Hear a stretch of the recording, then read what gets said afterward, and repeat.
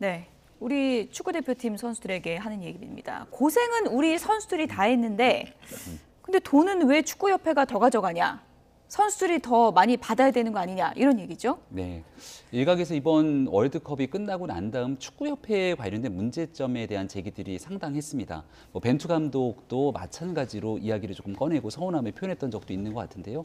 이 배당금이 돌아가게 되는 내용들이 협회보다는 선수들에게 훨씬 더 많은 비용들이 돌아가는 게 공정이고 기본적인 상식 아니겠는가, 이런 표현에서 나왔던 얘기라고 생각합니다. 예. 윤석열 정부에 대한 국정 운영에 대한 원칙 4가지가 있는데 아마 모르시는 분들도 많이 계시겠습니다만, 국익과 실용, 공정과 상식, 이 4가지가 국정 운영의 기본 원칙이고요.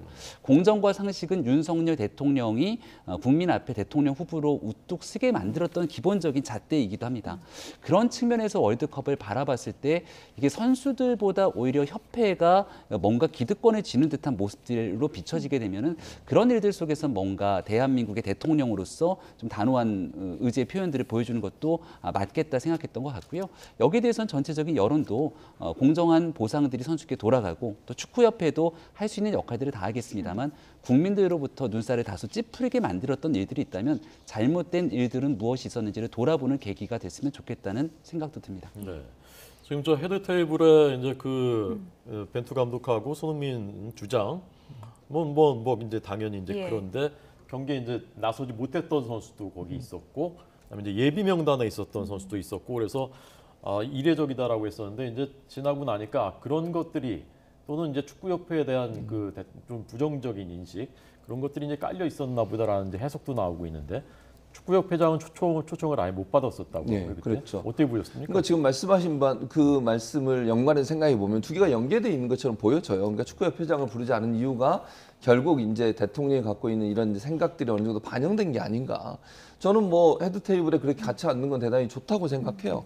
그러니까 같이 팀으로 갔지만 뛰지 못한 선수들도 저는 우리 16강 달성에 중요한 공을 세운 분이라고 저는 개인적으로 생각하거든요. 근데 그런 분들이 소외되지 않도록 헤드 테이블에 함께 앉고 논의하고 이런 생각을 하는 건 정말 잘한 일이다, 저는 그렇게 생각하고.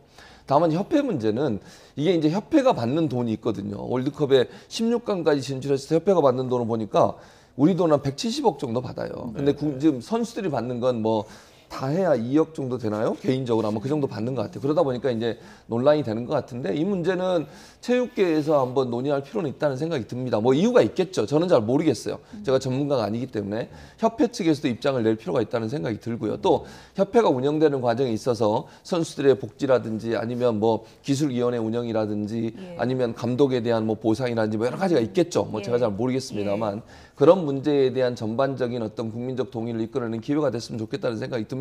그러니까 대통령이 말씀하신 것처럼 그냥 단적으로 보면 정말 아까 말씀드린 축구협회는 170억 가져갔는데 왜 선수들은 조금밖에 안 가져가느냐라고 이제 단순히 얘기할 수 있는 부분은 뭐 문제를 제기할 수 있다고 봐요. 다만 이 문제가 축구협회가 왜 그러면 그 돈을 어디에 어떻게 사용하는지 하는 부분에 대한 구체적인 설명도 함께 이루어지는 게 필요하다고 생각합니다.